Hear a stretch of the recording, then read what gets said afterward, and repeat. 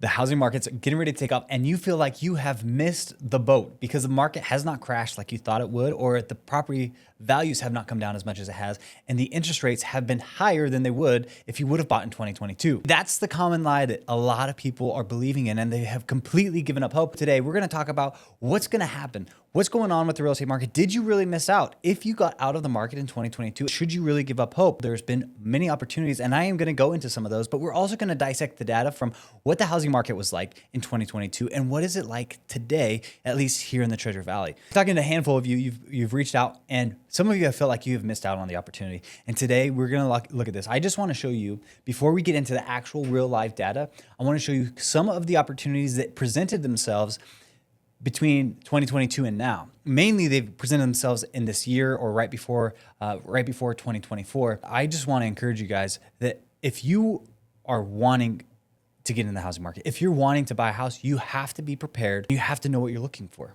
And so right here, I'm just going to show you some real life examples of clients that we helped invest in real estate, seize the opportunity. For some of you guys who want to go a little bit deeper on what's going on here in the Treasure Valley, we have a couple opportunities for you to do that. One, you can be part of our YouTube membership page where we will talk about how do you look at investment property? How do you make sure that it's good? How do you know that I'm buying the right house? How do I know this?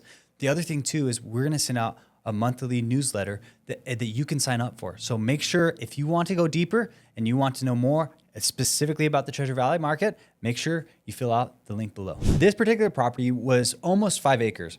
And we knew that if you bought this house, you could do a one-time division, it's an administrative level, and you could separate the house and the shops and everything, sell that, and then you would be into land for very, very cheap. We've reached out to a handful of people that have reached out to us and said, hey, let us know of an opportunity. Some people passed on it, but one person did. And so we were able to help them walk through this. What we did is we walked them through, we took it to the county, we got the subdivision, we helped them sell the house and the shops, and then they were into the land very cheap. Now, they don't know exactly what they're gonna do with it, but let me just give you some real live numbers. I'm gonna round it to the nearest $100,000 just to make it simple. They bought it for roughly around $600,000. Between the lot split, the surveying and everything, it cost them about $5,000. So now we're looking at $605,000 roughly that they're into this project. We knew that as the property sat, without putting any money into it, without fixing it up, without doing any of that, they could potentially sell that house for around $350,000 to $400,000. So let's cut in the middle at $375,000. So they sold the house at $375,000. They essentially have 4 acres for $225,000. If you were to look here in the Treasure Valley market, even if we were to jump in here and do a search for land, what we would see is getting 4 acres in pretty much just on the outskirts of Boise.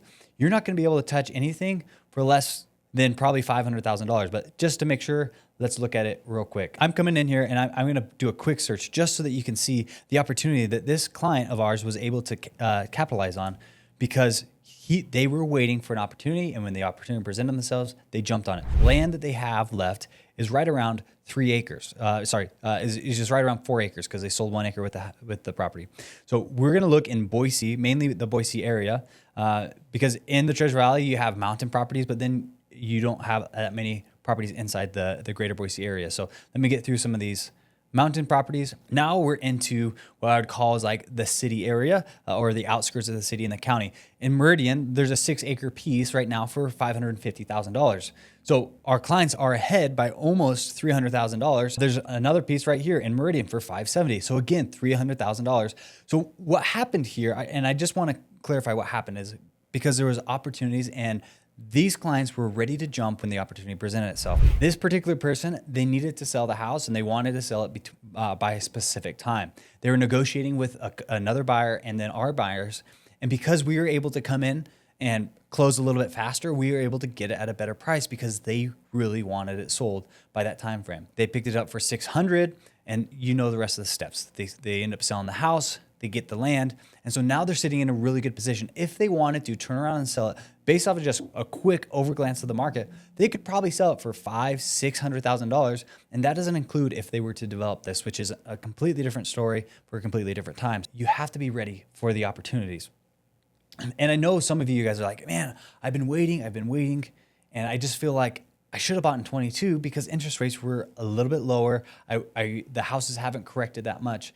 but they really have. You haven't really missed out on that much, and we'll get into that here in a second. I want to bring up this other opportunity here that we helped a client. This particular house, these people were having a hard time making their payments, and they reached out. They wanted a quick sell.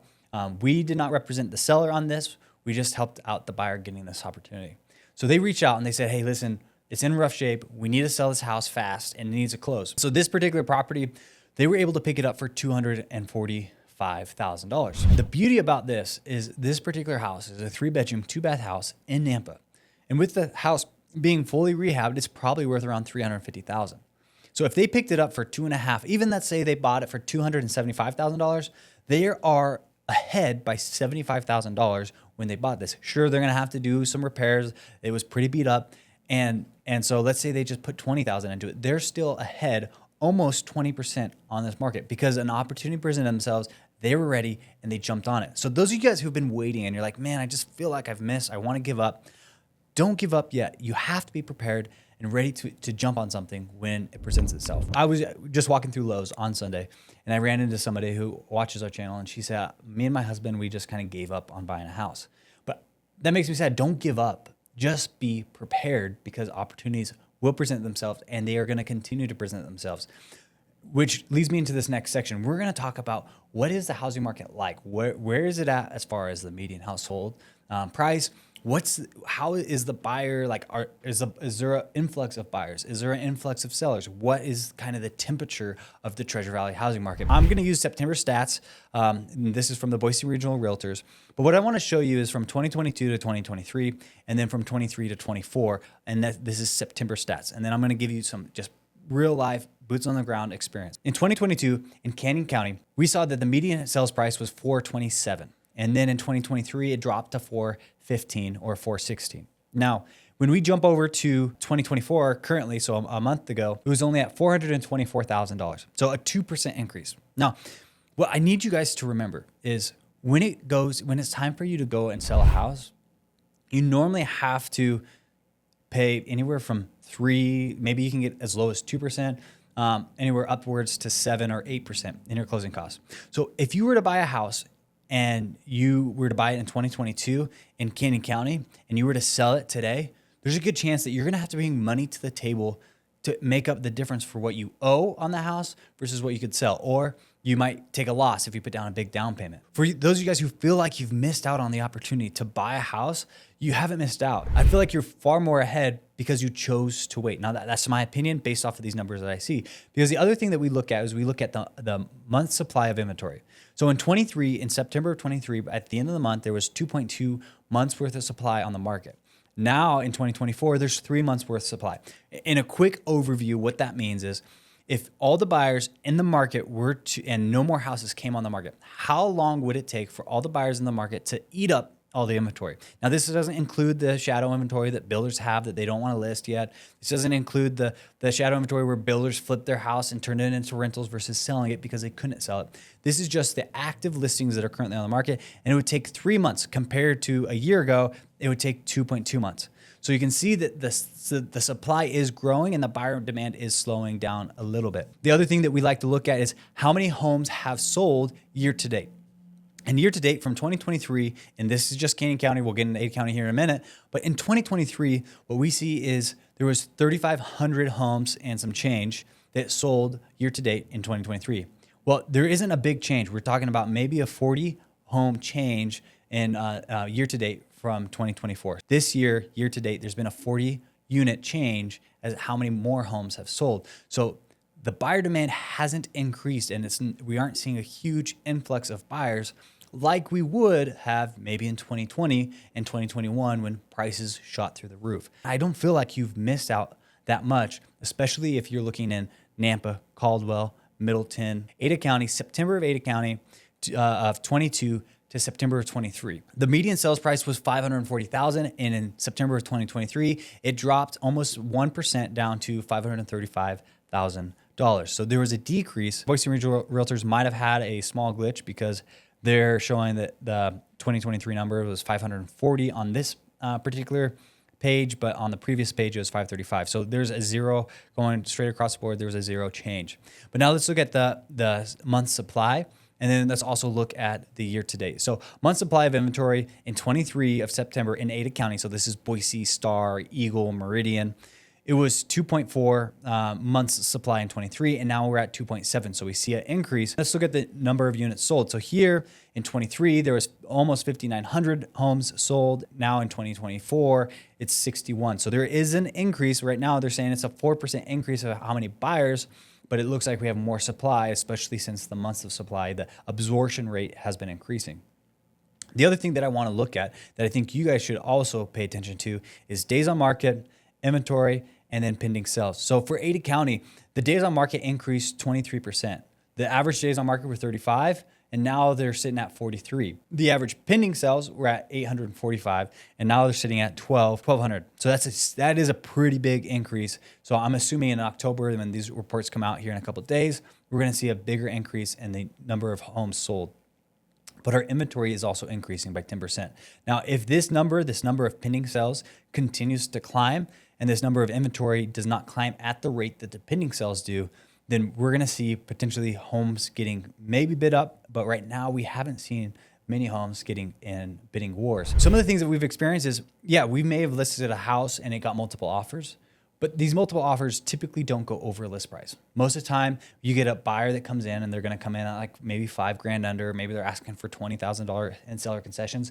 But another offer comes in and they're coming in full price, not asking for anything other than inspection, appraisal, etc. When an agent talks about multiple offers, those are the kind of multiple offers that we're seeing. We're not really seeing houses getting bid up over the list price, at least not here recently. So we don't have that much buyer demand necessarily in our market. We are seeing that some sellers are pulling their house off the market they couldn't sell, and now they're turning it into rentals. And this isn't just people with homes that they need to sell. This is also builders are doing the very same thing. Builders can't get their profit out of the house, or they're going to take a loss. And so instead of selling it, they flip it and put a tenant in it and try to rent it out. We have seen that a lot. And I think as these leases expire, I think we're going to start seeing this inventory try to get pushed back on the market. The question is, what does this mean moving forward? We have a new administration coming into the office. We have Jerome Powell, who's butting heads with President-elect Trump, and we don't know how that's necessarily going to hash out. We also have the stock market that's been climbing, and the 10-year Treasury hasn't adjusted negatively. And what we've seen, at least as far as interest rates going, they've been going the wrong direction.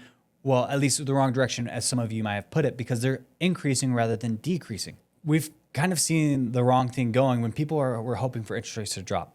Back here in September 30th, interest rates were sitting right around 6.25%, but then they started climbing again. And there was a time that we peaked over 7%, and now they're back down to like 6.75%, 7%. And so the interest rates aren't really correcting. And in my opinion, I think they need to stay a little bit higher for longer so that we can see more price decreases. But let's say they stay at 7%. Let's say at 7%.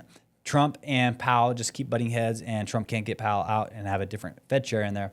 Let's just take the Canyon County median sales price of $416,000. And let's say you were very good at saving and you're putting 20% down and you're still at 7% interest rate. What you'll see here is, let's calculate this. What you're going to see is your principal and interest payment is sitting at $2,640 a month. Now, this isn't including PMI, and this is assuming that you have 20% down, so around $80,000 that you can put down on a house. When you're buying a $430,000 house, you're looking at like a 3-bedroom, 2-bath house in Nampa or Caldwell. You might be able to get something at $375 in Nampa, but for the most part, at $400,000, it's a 3-bedroom, 2-bath, 1,200 square foot house, and you're gonna have to pay monthly $2,700. And that doesn't include your property tax. That doesn't include your insurance that you have to pay on top of that, and the maintenance of the house. So you would still be better off, and you'd still be ahead if you were to rent that house versus buy it.